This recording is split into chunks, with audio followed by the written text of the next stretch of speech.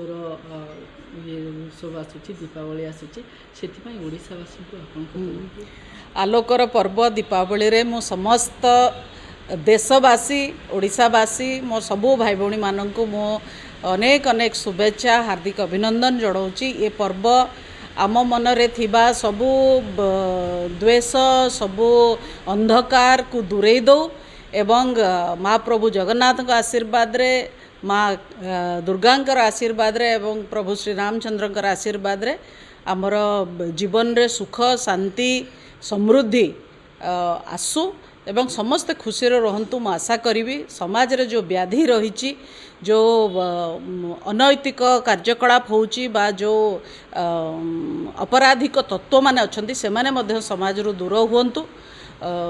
ମିଥ୍ୟା ଉପରେ ସତ୍ୟର ଜୟ ହେଉ, ଅନ୍ଧକାର ଉପରେ ଆଲୋକର ଜୟ ହେଉ ଏବଂ ସମସ୍ତଙ୍କ ମନରେ ସୁଖ ଶାନ୍ତି ଭରିଯାଉ।